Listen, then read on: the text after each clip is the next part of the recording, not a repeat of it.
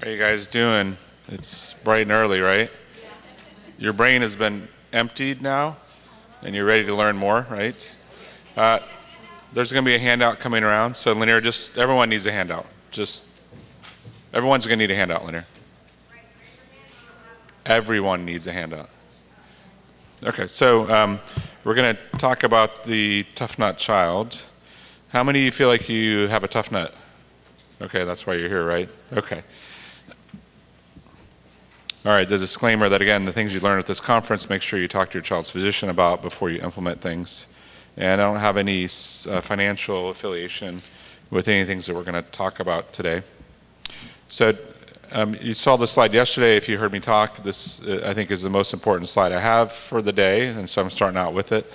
And that's that there are several metabolic abnormalities that may cause a potentially reversible form of autism. The classic example is cerebral folate deficiency, where you end up with low folate in the brain, and that can cause autism. If you raise the folate level in the brain, sometimes the autism goes away or gets dramatically better. So the goal that we want is to screen for these abnormalities, identify them, and so that we can start treating these problems. And we identify those things by doing biomarkers. Biomarkers are laboratory testing that help us to identify a medical problem.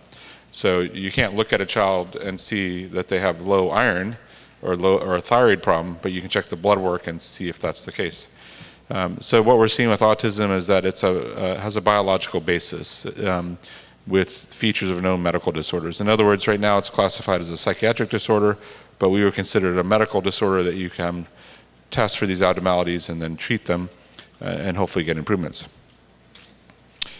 So when we think of autism, we think of, and this is really important, I think, when you're thinking about treatments, is that we have negative and positive symptoms. Negative symptoms would be things that are underactive: poor speech, poor social, poor eye contact, low attention, things that need to be stimulated, so they're underactive. So if you look at brain studies, this correlates with areas of the brain that have lower activity, areas of the brain that are kind of sluggish. And then you have positive symptoms, which is overactivity, where you might be hyperactive, self-stimulatory, obsessive, aggressive, and so forth. And you have too much of these things. And generally those areas correspond to increased brain activity, increased blood flow. So when you're adding treatments are generally things that are calming or things that are activating. So B12 shots, leucovorin, carnitine, CoQ10, these are things that are activating. They work by increasing brain activity, so they're going to increase things that are underactive, increase speech, increase social, but they're going to increase the positive symptoms too. They're going to make you more hyper. So when a kid goes on methyl B12 and gets hyper, they're not over-methylating. They're just, it's a expected outcome of the B12 by activating the brain. So what you have to do, I think, is add things that are calming. So you want to have a balance. That's important. So we add in something that might make the kid hyper, like glucovorin and B12. We're going to add in something that might calm them down to try to achieve a balance. Okay? So I think that's important to keep in mind when you're looking at adding different treatments. So I talked about overactivity, underactivity. So a SPECT scan is a scan that looks at brain activity. It's similar to doing an MRI, only you inject a tracer that's taken up by the brain, and you can scan the brain and look for activity. So this is particularly helpful sometimes in kids that are tough nuts, because you can pick up seizures on a SPECT scan that an EEG might miss. You can check brain activity, see if there's areas of the brain that are overactive, underactive, and so forth, and can tell you how the brain is functioning. So here's a SPECT scan here. At that arrow, the orange arrow, you can see that red area with the white in the center and the black dot in the center of that. That's what is typical of a seizure focus. So on the SPECT, we can sometimes see seizure activity. This one here, the orange arrow, is pointing to the basal ganglia. That area is very increased, and that's what you'll see in kids that have PANS or PANDAS. So sometimes SPECT scans are helpful in kids that are tough nuts to try to figure out what you might be missing and things you can then do as far as treatments go. Okay, so we're talking about tough nuts. What makes a kid a tough nut? Essentially, you know, it's a child who appears to be a non-responder or maybe a very slow responder. So maybe a child you've tried many different treatments for, including therapy, could include diets, supplements, even medications, and you're not really getting the improvement that you'd like to see. And so it's really the trajectory. It's the rate of progress over time that's the most important thing, and it's just not quick enough. You don't feel like you're closing the gap. So trajectory is everything. How quickly is your kid improving? If your kid is improving quickly, you do less or you don't have to do as much. If your child is not improving as quickly, then you might have to do more to try to push things along. Age and severity are also factors. So the older the kid is, the more likely you are to kind of push things, and the more severe they are, the more likely you are to push things. So here's a trajectory. So the red is typical development. So kids speak by 18 months, they walk by 15 months, so we know the milestones that they should have. And in children with autism, you improve over time, but the improvement is slower. So here you can see on the bottom in the white there, a child with autism who's improving, but as they're getting older, the gap is widening, right? So if you're 2 years old, you can't be 3 years behind. But if you're 4-year-olds, you can be 3 years behind, right? So the older you get, the bigger the gap can be. And the harder it is then to close that gap.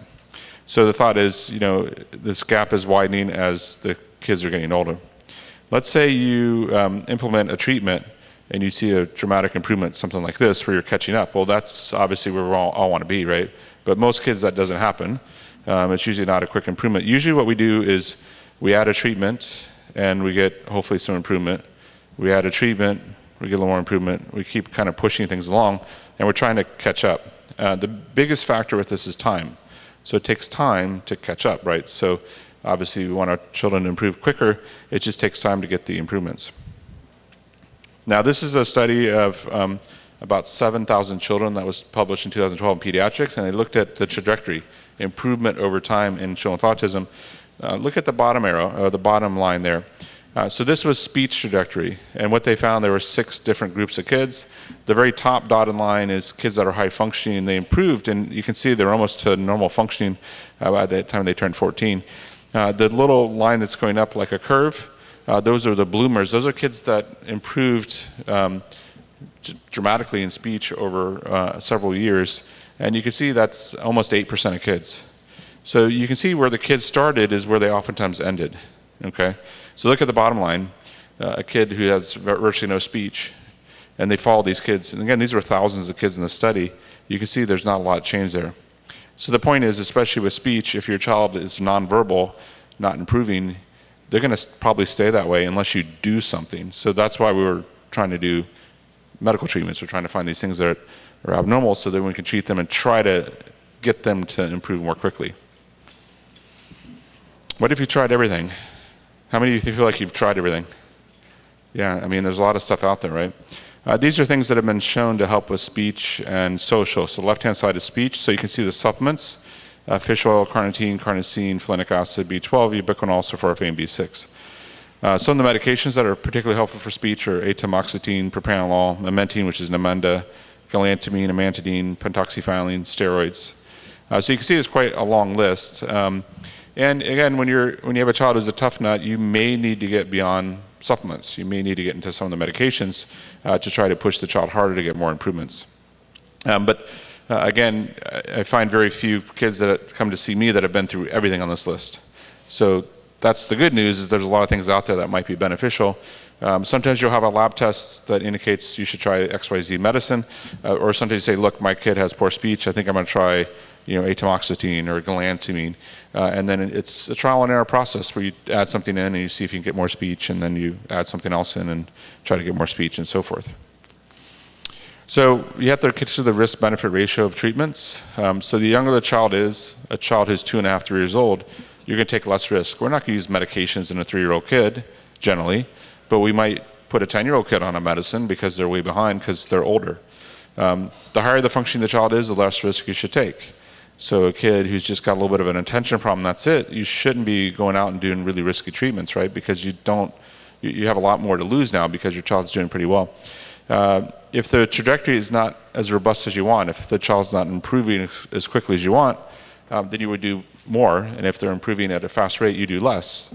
And so in some kids, the primary goal may be to not make them worse or to prevent them from getting worse because they're doing very well. Other kids, you might have to push them hard to try to catch them up. And then you can look at risk of treatment. So things like supplements, diet, therapies are generally going to have lower risk for the most part. There's exceptions, of course. And things that have more risk are going to be things like medications, procedures, going overseas and doing some type of procedure like stem cells. That's going to have more potential risk.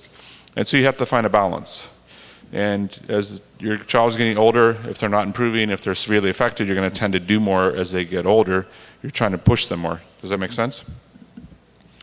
So what are the types of treatments? I like the first two categories here. So treatments based on laboratory tests. This, I think, is the ideal way to go. You check a blood level for ferritin, which is iron storage. It's low, you give the kid iron. You check the cholesterol is low, you increase cholesterol intake. You check carnitine levels, carnitine is low, so you give more carnitine. And then you can use proven treatments based on evidence-based medicine. So that list of treatments that I put up there earlier for speech and social, those are based on studies. And so you say, hey, my kid has a speech delay. Okay, mementine's been shown to improve speech in some studies. I'm going to try it in my kid and see how they respond to it. And of course, with medications, you have to use your physician to get prescription and so forth. So what we want is double-blind placebo-controlled studies showing that the treatment we're going to add in is helpful. And then there's other categories of treatments, so non-proven treatments that haven't been studied. Frankly, a lot of the treatments out here that you'll go up and down the hallway and see don't necessarily have studies behind them. It doesn't mean they don't work, it just means they have a little bit more risk in that you don't know if it's going to work or not for your kid, whereas things that are studied have a little bit less risk. But if it has low risk, if it's a supplement, then you say, fine, maybe I'll give it a try, see what happens.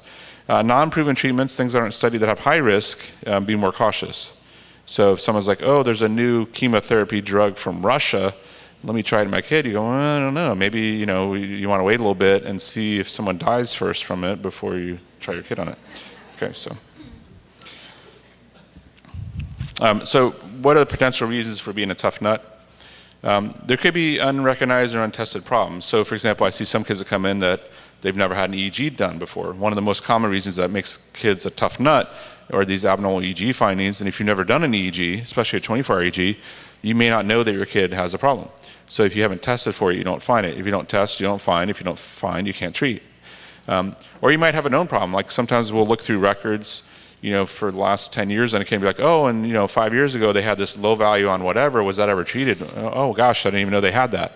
So sometimes you'll find stuff hidden in the record, like that maybe it was overlooked or wasn't treated, or maybe it was treated but treated for, oh yeah, we did Namenda.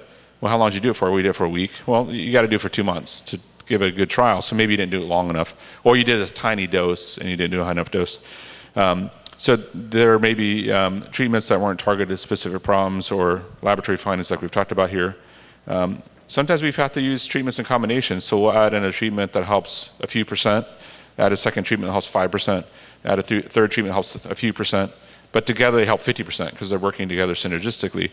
And so the tendency is for a lot of parents and doctors too, is you add a treatment, it didn't really do much, let's take it away. Add the next treatment, it didn't do a whole lot, take it away. And sometimes what you find is, okay, add a treatment, you didn't get much improvement a little bit, we'll keep it on board and let's add the next one. And you're trying to stack the treatments to get more improvement. It also means you are doing more, but you might get more improvements by using things that are working together synergistically. You might have done the wrong treatments. Again, the caveat here is nobody has all the answers, okay? So there's things that I miss, things that I don't know, but you want to take a really systematic approach and look at the whole gamut. So you want to make sure you don't become too zoned in on certain areas. For example, I've seen some kids that don't really have gastrointestinal problems. The gut's actually in pretty good shape, but they've been spending the last 2 years working on the gut. And no one ever really looked at the brain. What's going on with seizures? What's going on with, why is the kid not speaking? So you have to kind of make sure that you're looking at the full gamut, right? Looking at everything, that you're not missing things. And that's what we try to do in clinic when kids come in first visit. Let's test for all these different areas. Let's look at the mito, let's look at the folate issues, let's look for seizures, let's look at the gut. Let's just look at everything within reason, without going too crazy, and make sure we're not missing things. Again, the treatments might not have been balanced, like, oh yeah, my kid did B12, but they went hyper crazy and we had to stop it. Well, maybe if you had a couple calming supplements or even a med in place, the kid wouldn't have been hyper and you could have persisted with the B12. So maybe it was stopped too soon. And then not following up with medical care. So the kids that I see that get better, the parents are coming in every 2-3 months. Okay, let's try the next thing. Let's add the next thing. And people that come in once a year or once every other year, we're not going to have the opportunity to do as much, right? So the more you can follow up, the more you can stay on top of things, the more you can communicate with your doctor, then the more things you can try to push and get more improvement.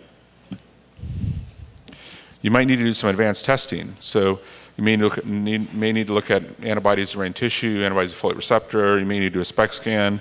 You may need a spinal tap, a lumbar puncture. I've sent some kids for that. Again, we'd rather not do some of these things. But in a kid who's really stuck, not improving, especially as they're getting older, these are things you might have to consider doing to look deeper.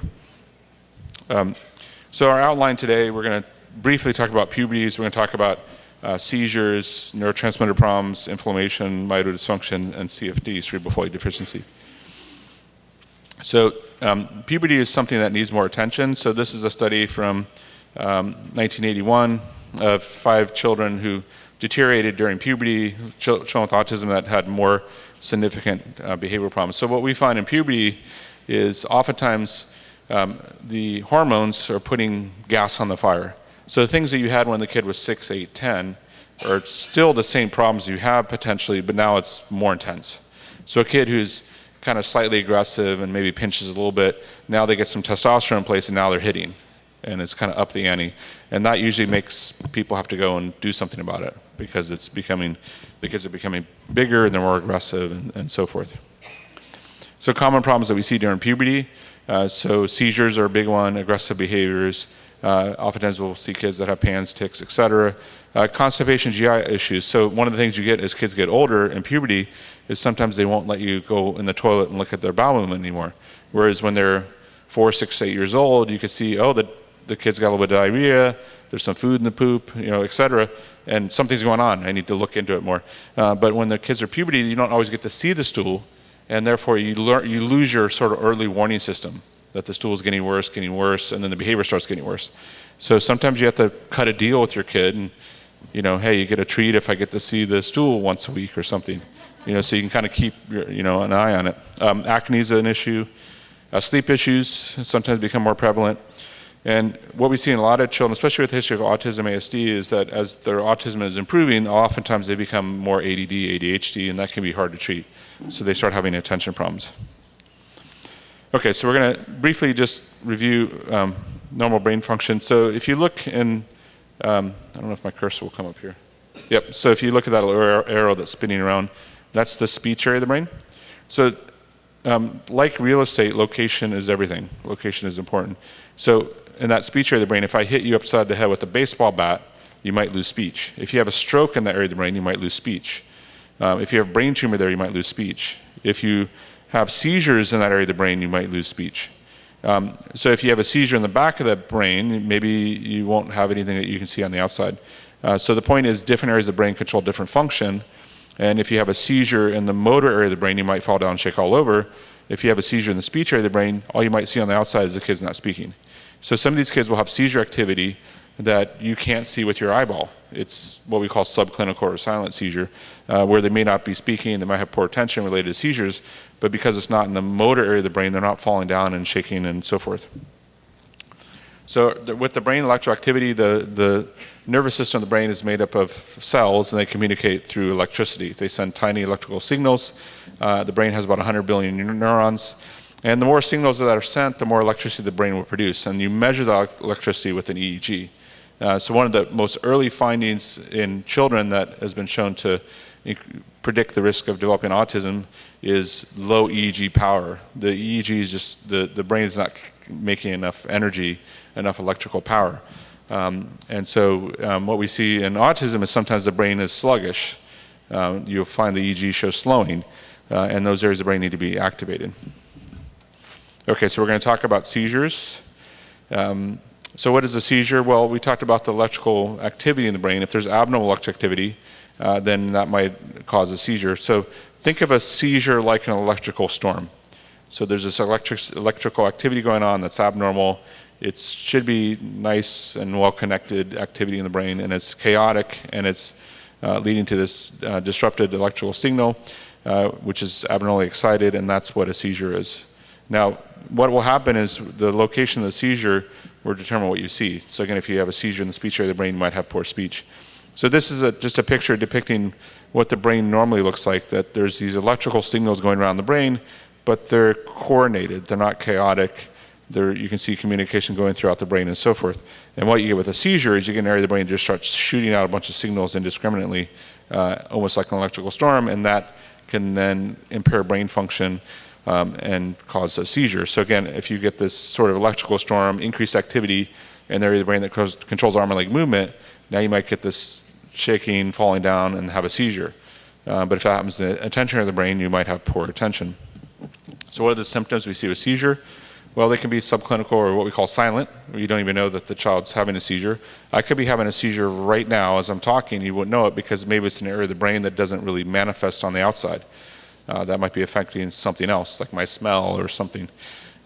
Staring spells are very common. Some kids will just stare off into space. So it could be just a few seconds where the kid just, that could have been a seizure. Doesn't mean it was, but you'll sometimes see that. Rapid blinking, holding hands over the ears, crying for no reason. Obviously, if the kid falls down, shakes, then you know what's going on at that point. So in seizures and autism, there's 2 age peaks. So ages 4 to 6 is where you'll tend to see a lot of seizures come on, and then also after age 10. If you look at these EEGs, what you'll find is a lot of kids with autism have what we call epileptiform discharges. Think of them kind of like mini electrical storms. So not a big electrical storm, but a very small one, but it still affects brain function. And the studies that have looked at this have shown that 60% or more of children with autism will have these discharges, these abnormalities. And you'll find these in 1 or 2% of typical kids. So it's very common in autism.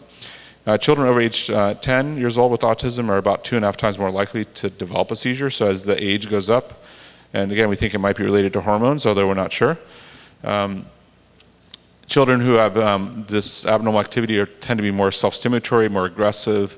They tend to be more irritable, more hyper. So some of these things that we call autistic symptoms, irritability, hyperactivity, self-stimulatory behavior, can be related to abnormal EEG. A kid that becomes aggressive for no reason out of the blue, that could be seizure activity. Doesn't mean it is, but it's something to think about. The seizure-like activity can impair attention. It screws up sleep. So when the seizures go up, they tend to happen more at nighttime, and the kid will wake up at night or not sleep as well. So if you see a kid who's not sleeping well, that could be a sign of seizure. It could be sleep apnea. It could be some type of GI problem. It could be something else going on as well. There's one study reporting that tall children with autism are more likely to have seizures. Not sure why that is. We think maybe the body grows quickly, the brain grows quickly, and maybe that leads to some type of seizure disorder.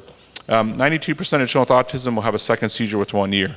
So in neurology, you're allowed to have 1 seizure as a freebie. So you had a seizure, you're like, okay, well, maybe you'll never have another one, and you don't treat it. But we know now from the study that over 90% of kids with autism will have a second seizure within a year. So a kid with autism that has a first seizure, you may want to medicate. In neurology, if you have a second seizure, that's when you go on a medication. So in kids that we see that have 1 seizure, very commonly they're going to have another one, and you may need to treat that and not wait for the second one. This study just came out a few months ago, and they found that the EEG abnormalities correlated with autism severity. So the kids that had EEG problems were more severely autistic. They were more likely to have hyperactivity, anger outbursts, aggression, negative or destructive behaviors, motor stereotypies, language impairment, self-harm. So again, if you see these type of symptoms, it makes you think maybe there could be an abnormal EEG that's driving some of these behaviors. Okay, so treatments.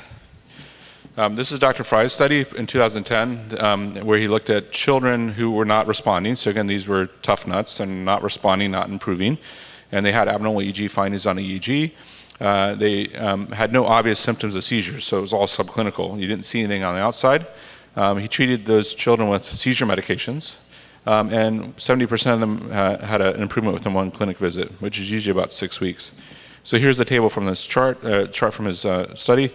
On the left-hand side are the different types of meds that he used, but on the right-hand side, the table 4, you can see 70% of children improved within one clinic visit. Another 10% improved when they increased the dose. So he had an 80% improvement. About another 5% had a possible improvement out of 100%. So it definitely wasn't 100%, but these are tough kids who are not improving, who were speech delayed, not improving in speech. He treated their abnormal EEG with the seizure medicine, and 85% of them had some type of improvement, oftentimes in speech. Now, do we want to put a kid on a seizure med? No, we don't. But the point is, if you have a child who's non-responding, who's a tough nut, who has an abnormal EEG, you may need to treat it. You should consider that at least. This is a study on levetiracetam, which is Keppra.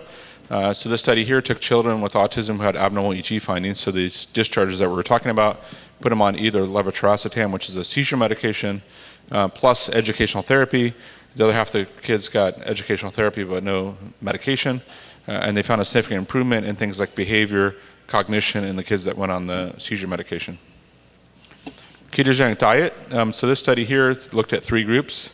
So they had children that were on the standard American diet, which is the SAD diet, right? So standard American diet. And then there was a gluten-free, casein-free diet group, and then a ketogenic diet group. And what they found is the kids that were gluten-free, casein-free, and the kids that are on a near ketogenic diet did the best. And when they compared the two, the near ketogenic diet, the low carbohydrate diet, did even a little bit better than the gluten-free, casein-free diet. So what we're finding in a lot of children is that they oftentimes respond to a gluten-free, casein-free, lower carbohydrate diet. And the lower carbohydrate diet is anti-seizure. So some kids, you can control their seizures with medication by doing a low carbohydrate diet. Okay, here's a case study in my practice. So this is a 14-year-old male that came in, diagnosed with autism at 3 years old, poor attention, limited speech. So he's saying 1 word at a time at 14. Very, very delayed, right? Taking some fish oil, B12, he's on aripiprazole, which is an antipsychotic to control behavior. Has a history of anemia, reflux, constipation. Had a 1-hour EEG done many years before that was normal. Nothing that was going on. Been doing ABA therapy for 8 years without much progress. Talk about frustrating, right? And the thing with ABA is it's well proven to help autism symptoms. So what we're trying to do is improve brain function, medical problems with the treatments that we give, and then you train the brain with ABA. So combining the two is where you see the most improvement. He had some testing done that was, showed low vitamin D, had a little bit of anemia, low iron storage, but nothing that was really that significant. He had a 24-hour EEG that we did that showed intermittent left temporal lobe spikes, discharges throughout sleep. Left temporal lobe is the speech area of the brain in most people. So he was having discharges. It was only at night, not during the daytime, but it was there in that location. So we decided to go ahead and treat him, especially because he's 14, he's almost nonverbal, he's not improving, he's not making progress, he's got this abnormal EEG. Gosh, maybe we should treat it. So we treated him for that. We put him on vitamin D and iron for his deficiency. He started on lamotrigine, which is a seizure medication. Moved up to kind of a mild dose, which is 5 milligram per kilogram per day. And he went from single words to 4 to 5 word sentences over about a 6-month period. And after a year, didn't have to have an aide at school 100% of the time because he had more attention and focus. Now, I could put a case up here where I treated a kid with the seizure med and they didn't improve. That wouldn't be that encouraging to you, right? So, but the point is, what Dr. Fry showed in his study is about 80% of kids would have this type of response or something, maybe not as robust, but some improvement. So the point is, do the EEG, look at it, see if it's abnormal. So the take-home message, 1 hour is not long enough. You need a 24-hour EEG at least. Consider treating any abnormal activity. You may need to repeat the EEG if it's been normal in the past. Oh, we did one 3 years ago, it was normal. Well, let's repeat it because it's been a few years. Let's see what it is now. And oftentimes, if you find these discharges, children with autism will improve with seizure medication. Okay, so we're going to move into neurotransmitter abnormalities. So the brain makes up 2% of the body weight, but uses 20% of the oxygen. That's why the brain is really, needs a lot of oxygen. That's why if you go underwater, hold your breath, after about 20, 30 seconds, you have to come up for air, right? Because your brain is starving for oxygen. So again, we talked about the electrical signals. The way the electrical signals are passed in the brain, so this electrical activity is passed cell to cell across something called the synapse. The synapse is the gap between the cells, and the gap is, the signal is transmitted across that gap through something called neurotransmitters. So if we look at the blow-up picture here in the bottom right-hand corner, you can see there's a neurotransmitter there stored in these vesicles, and then the neurotransmitters are released into the synapse, crosses from one cell to the other cell, and that's how the cells communicate, is through these molecules. And here's another picture showing the same thing, and I like this picture because it shows the mitochondria. So the mitochondria actually move towards the synapse, they create energy. So this process of releasing neurotransmitters and getting it to go from one cell to another requires a lot of energy. And so the mitochondria are there to provide the energy. So if you have a mitochondrial problem, you may not produce enough energy for the synapse, for these neurotransmitters to go across the synapse. So one of the things that appears to be going on with autism is that there's a lot of evidence accumulating that it may be a synaptic disorder, a problem with the synapse, where the neurotransmitters aren't working as well as they should. And if there's a problem with this transmission, let's say the signal, these neurotransmitters don't go across quickly enough because there's not enough energy, what you'll see is the brain will be kind of sluggish. These are kids that maybe have slow response time. You ask them a question, it takes them a few seconds to respond. because their brain is trying to process and send the neurotransmitters across the synapse and so forth. So the neurotransmitters that are abnormal in autism are things like acetylcholine, dopamine, norepinephrine, serotonin. We're going to get into some of these. So acetylcholine, this is a neurotransmitter that plays a big role in attention, memory, learning, speech, cognition, arousal, and so forth. It's made from choline. So choline is a precursor. Choline is really important during pregnancy. Women that are deficient in choline, sometimes their kids or have neurodevelopmental problems. Sources of choline include things like eggs, meat, milk. So again, a kid that goes milk-free, maybe goes off fish, is not eating eggs for whatever reason because of dietary restrictions, you could end up getting less choline than you should, and it's low in some children with autism. So some of the supplements that can increase it are things like choline, so that you can get choline or phosphatidylcholine that can help make more choline in the brain. And then the medications that are most helpful are galantamine and donepezil. These two medications work by inhibiting the enzyme that breaks down the choline. So these are acetylcholinesterase inhibitors, and they cause the choline to stay higher in the brain. And when it stays higher in the brain, you get, again, more speech, more attention, more cognition, and so forth. So that list I showed you earlier of treatments that help with speech, both these medications were on that list because they both have been shown to increase speech in children with autism, and they tend to help with attention and cognition and so forth. All right, glutamate. This is the most abundant excitatory neurotransmitter, so it is involved with learning and memory and so forth. It's a precursor to making GABA. So the enzyme that converts glutamate to GABA is this glutamate decarboxylase, the GAD enzyme. You guys have you guys heard of anti-GAD antibodies? You can check those in some kids. And so there is some evidence in autism that the glutamate in the brain tends to be higher than it should be, and the GABA tends to be lower than it should be, and it may be a problem with this enzyme converting the glutamate to the GABA. It's a flavor enhancer, so it makes things taste good. But it's excitatory, so it can cause actually cell death or cause seizures and so forth. So it's put in food. So the most common one that people know about glutamate is monosodium glutamate, which is MSG, right? So it makes food taste good, but it's not good for your brain. This is a study here looking at glutamate levels in children with autism, showing that compared to typical kids to controls, they tend to be higher. So you can measure glutamate in the blood. It's one of the tests we do off the amino acid test, and you can sometimes see high glutamate. The most important thing is what the level in the brain is. So you can't always tell what the brain level is by looking at the blood level, but you can check it in the blood. So some of the supplements that help with glutamate are things like theanine by increasing GABA, taurine, magnesium, NAC. There's some evidence that P5P or B6 can be helpful. The medications that target glutamate are memantine, which is Namenda, and amantadine. Both of these inhibit glutamate pathways. And if your glutamate is high in the brain, you tend to be more STEMI, more hyper, have impaired speech, and so forth. Okay, GABA. So again, we talked about the conversion of glutamate to GABA. This one reduces neuronal excitability, so it calms the brain down. And it tends to be low in the brain in kids with autism. And drugs that work on the GABA receptor tend to be very relaxing. So some of the medications that work on the GABA receptor are things like Valium. People take Valium and they chill out, right, because it's working through GABA. You can take GABA orally, but it doesn't appear to cross the blood-brain barrier very well. It may work by calming down the peripheral nervous system. And it may also increase the amount of human growth hormones, so it may be helpful there. So some of the supplements that can be helpful for increasing GABA are things like theanine, taurine, skullcap, valerian, glutamine, and so forth. And then some of the seizure meds work through GABA pathway, like Valproate, which is Depakote. And then other medications, the most common one that we use is baclofen. So there was a study that came out on baclofen about 3 months ago in children with autism compared to placebo, where they found it improved speech, but also lowered stemming, hyperactivity, and irritability. So sometimes baclofen is nice because it can be very calming. Again, we're talking about medication here because we're talking about tough nuts. So if you have a 3-year-old kid who's doing some supplements and diet and is improving dramatically, we're not going to put that kid on a med like this, right? We're talking about a 10-year-old kid who's maybe nonverbal, who's not improving. Yeah, you might try him on baclofen because you've got to push them more.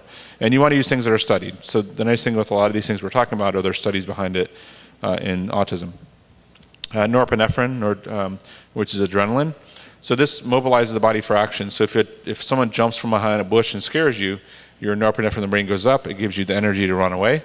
and so it increases arousal, alertness, and so forth. It increases attention.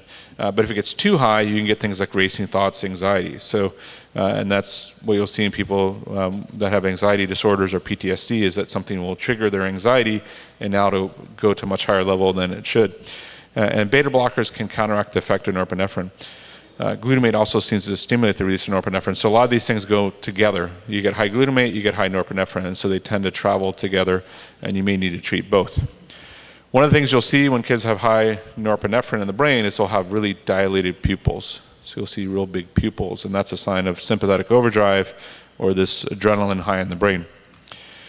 So the medications that can help are 5-HTP, well, supplements are 5-HTP and melatonin, but the medicine that helps the most is propranolol. Now there's about 10 or 15 different beta blockers out there. Propranolol is a beta blocker, but it's the only one that gets in the brain. So all the other beta blockers don't really work as well. They don't get into the brain, and they don't help with blocking the norepinephrine in the brain. And when you block norepinephrine in the brain, you tend to calm. So propranolol has been shown to lower stemming, hyperactivity, irritability, anxiety, and so forth. But it's also been shown in studies to increase speech, word recall, and social. So let's say you have a kid who comes in who's, it's also been shown to help with hypersexual behaviors. So let's say you have a kid who comes in who's a teenager, who's aggressive, beating people up, who's doing hypersexual things you don't want, who's low verbal and has a lot of anxiety. Propranolol might be the perfect treatment for that child because it may help increase his or her speech. It may help calm down sort of the hypersexual behaviors, calm down the behavioral problems, the aggression, and so forth. And you can get improvement sometimes by using a medication like that instead of using, say, Risperdal, which is not going to help with speech. It'll drop the behaviors, block the behaviors, but this might be a better choice because you've got more things that it's doing. So when we use medications, we try to use medications like this because there's about a dozen studies using this in autism. It has a calming effect, and we'd rather use this type of med than, say, put the kid on an antipsychotic. Okay, neuroinflammation.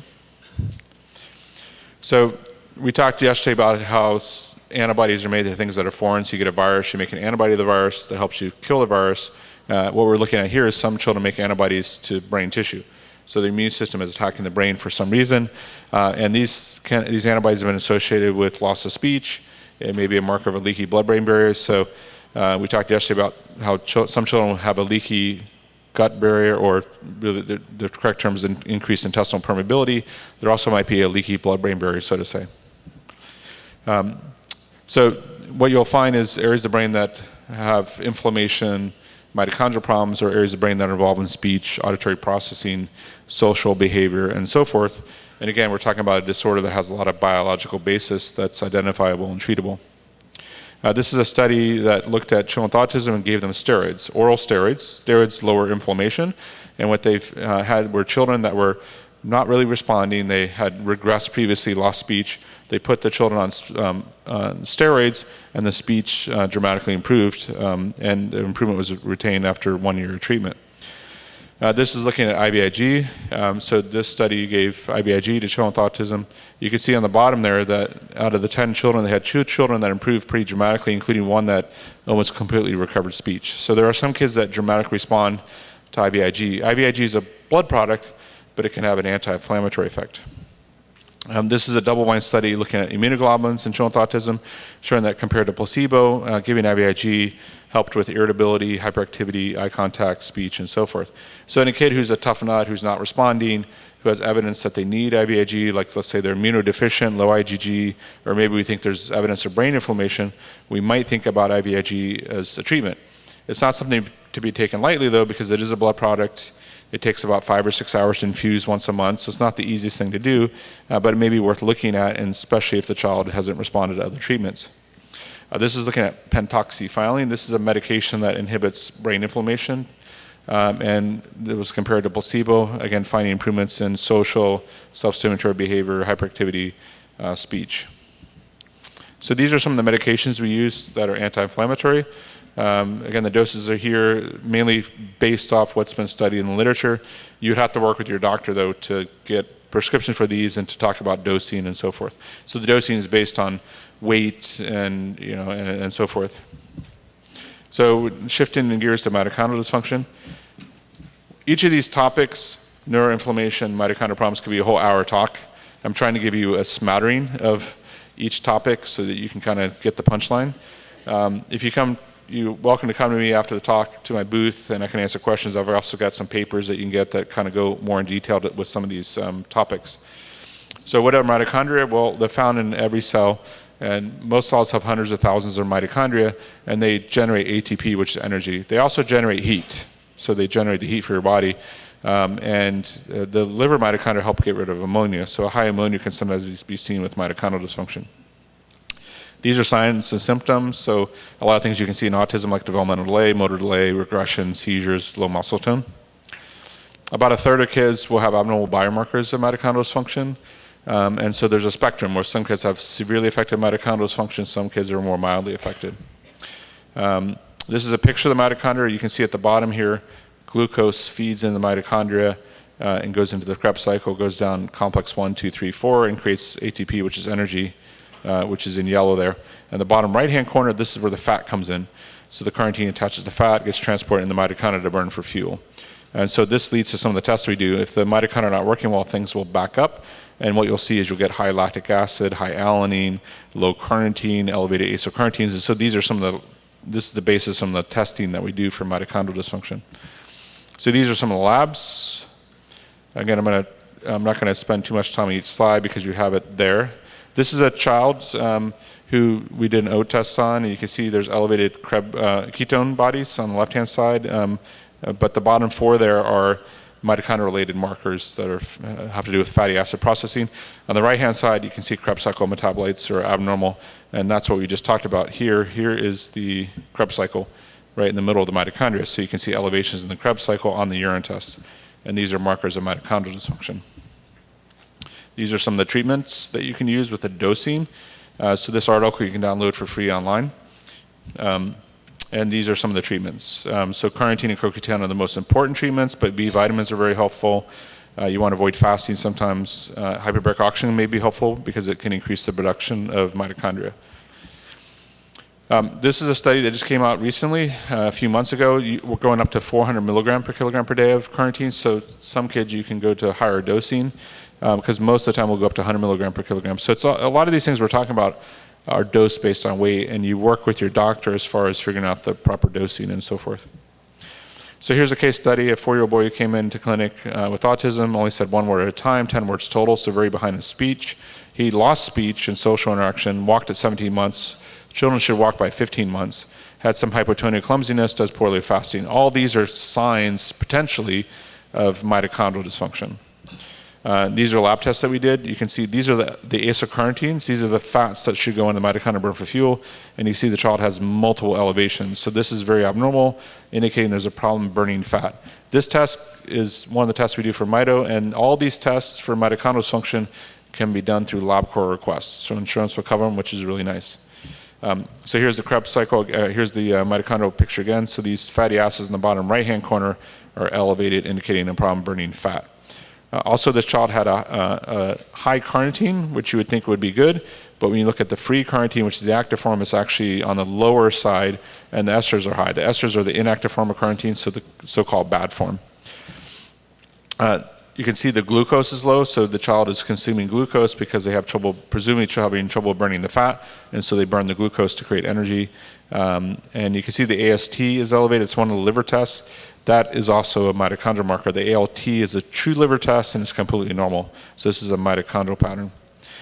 So the child is taking, I would say this is a second case, a sibling. So this is a 12-month-old sibling, no autistic behavior, doing just fine, but his brother has autism and a mitochondrial problem. So we evaluated him. He's taking vitamin D, probiotics, DHA, all which may help prevent autism, and that's a whole nother talk. He's pointing, saying 1 word. He has bowel movements every 1 or 2 days, sleeping okay, no current concerns. So, but the parents are like, you know what? The sibling has autism and mitochondrial dysfunction. I want to test this kid. So we did blood. And what you can see, the child has a very high creatine kinase. This is a mitochondrial marker. The child is deficient in carnitine, so the free carnitine is low. The inactive form is high. The lactic acid is elevated, which is another mitochondrial marker. The child has low glucose, just like his brother, which could be another mitochondrial marker. And these are the acylcarnitines, just like the brother, loaded, really elevated. So this is a significant sign of mitochondrial dysfunction. So what we did for this child, and this child also had MTHFR mutation homozygous, which is this particular mutation, 2 bad copies at 677 has been shown to double the risk of autism. Now, this is the one that's associated with autism with 2 copies of that location. So this kid is, essentially headed towards autism potentially based on his laboratory testing. So we put him on carnitine and ubiquinol, and he has been doing well. So again, he had no problems, but we decided to look at him because he's a sibling and his brother has autism and mitochondrial dysfunction. I won't have time to go through this, but you have it in your handout. It's basically looking at the signs and symptoms of mitochondrial dysfunction, and you can go through this algorithm. It's best probably to do it with your doctor, and they can help you figure out if there's a probability there may be a mitochondrial problem in your child. I wanted to briefly go over to MitoSwab. So the MitoSwab looks at complex 1 and 4 activity. You can measure off a cheek swab. So you take a cheek swab in their cheek and send it off. So I've got a few cases here I think that are illustrative. So this is a 4-year-old boy with autism. What you can see is complex 1 is at the bottom there, it's 32%. So I showed you the picture of the mitochondria that show the different complexes that eventually go and make ATP, which is energy. So this child has a complex 1 activity of 32%. Complex 4 activity 118%, it's a little bit hyperfunctioning there. The citrate synthase is felt to be a marker of the number of mitochondria. So what you would normally see if you have a mitochondrial function of 32% at complex 1, you would make more mitochondria to compensate, and that's where you'd see a higher citrate synthase. And you can see the citrate synthase is low. So we would consider this an uncompensated mitochondrial dysfunction because the child has low complex 1 activity, and you would hope that they'd be making more mitochondria to compensate. And so the citrate synthase is 77%, suggesting that the child has 23% less mitochondria than someone else has. So this is a very abnormal, bad pattern for mitochondrial dysfunction. Here's another child who has complex 1 activity 91%, complex 4 is 29%, so that's quite low. The 29% is consistent with mitochondrial disorder. But look at the citrate synthase, it's 154%. So the child's making 54% more mitochondria, presumably, and that's helping to compensate for the low complex 4 activity. So we would consider this partially compensated. The child's making some additional mitochondria, so this is a slightly better pattern than the last child. This is a 14-year-old girl with autism. So again, look at the complex 1 activity at the bottom there, it's 44%, which is quite low. So complex 1 is 44%, complex 4 is 92%, the citrate synthase is 78%, so again, you'd like to see that higher, indicating the child is making more mitochondria, and this is a child with a known mitochondrial disorder. And if you look at the mother, so this is the mom, she has a similar complex 1, so hers is 49%, her daughter's was 44%, so very similar. Her complex 4 is 79%, her daughter was 92%. But look at the citrate synthase, it's much higher, so she's more compensated. She's producing more mitochondria to compensate for the deficiency. This is a 5-year-old boy with autism who had significant mitochondrial dysfunction, who's on mitochondrial support. Now look at the complex activity. Oops. So the complex 1 is 100% of normal, 107%. Complex 4 is 99%. This kid is compensated though. They're making about 2 times more mitochondria. So this still is consistent with mitochondrial dysfunction because the child is compensating. They're making more mitochondria for some reason. The question, of course, in this kid would be, can they make more if they're more stressed? So this is a child that you still need to give significant mitochondrial support to. But what you'll see on this MitoSwab is that oftentimes the activity will improve as you supplement with mitochondrial support. Okay, so our last topic is folate-related problems. So methylfolate is one of the active forms of folic acid. It's produced as the end product of MTHFR. It doesn't just go into the brain, it needs to be transported in the brain. The brain is very protected behind a barrier, and things have to be generally transported or brought into the brain. And so the way that this gets in the brain is it attaches to something called the folate receptor. The folate receptor sits outside the brain. The methylfolate comes along, attaches to the receptor, and it gets taken into the brain. You have to use energy, ATP, to pump the folate in the brain. So if you have a mitochondrial problem, you can end up with low folate in the brain. Folic acid is an inactive form of folate. It actually can bind to the folate receptor as well and block it just like the folate receptor antibody does. So you generally want to avoid folic acid as best you can. And if you end up with low folate in the brain, that can cause cerebral folate deficiency. That can also cause autism, seizures, a whole host of other problems. In adults, it causes depression, attention problem, fatigue. So we see a lot of kids that have this, and their parents tend to have the antibodies as well, and sometimes they're fatigued or poor attention or depressed and so forth. This is just a picture showing you how the folate attaches, the methylfolate attaches to the receptor grabs the methylfolate and takes it into the brain, and that you have to use energy to do that. So antibodies to the folate receptor were first reported in 2005. So this folate receptor that picks up methylfolate and takes it in the brain, some people produce an antibody, maybe in the immune system, that actually attaches to and partially blocks the receptor. It's not supposed to be made. Normally you make antibodies to things that are foreign, like a virus, but in this case, some people are making antibodies that block this receptor. Then the methylfolate comes along and has difficulty attaching to the receptor because it's being partially blocked. And this can lead to low folate in the brain. This is a seminal paper published in 2007, taking 25 children with low functioning early onset, so autistic from birth, very low functioning. A lot of them had neurological deficits, including seizures and other neurological problems. They had low methylfolate in the spinal fluid when they did a spinal tap, and what they found is partial complete recovery, clinical recovery after 12 months of treatment with leucovorin, which is folinic acid. So in this study, they had two patients 2 and 4. One child was 2 years, 8 months old. The other one was 3 years, 2 months old, who essentially recovered. They used the word cured. I never use the word cured, but they did in the study. Full recovery from autism and neurological deficits, giving them folinic acid at a high dose. So again, the younger these kids are when you treat this problem, the more likely you are to see an improvement. The older children didn't improve as much, and the children in between ages 3 to 7, and many of them improved in things like social interaction, communication, and repetitive behaviors. This is Dr. Fry's study, where he took children with autism, put them on either folinic acid or placebo, and found improvement in verbal communication. The children had the folate receptor antibody positive were the ones that were most likely to improve. And this is a nice review article. Again, you can get this downloaded free online, or I can send it to you, that looks at studies that have looked at CFD and autism, showing that when you treat with folinic acid, leucovorin, you will sometimes see improvements in communication, social, attention, self-stimulatory behavior, and so forth. So thanks for your attention. I know that we went through a lot of stuff. I'll be at my booth. I'll be happy to answer questions. We also have some articles that we can give you that kind of go more in depth with some of these topics. So God bless you on your journey. Pray that your child improves and does well. Thanks for listening.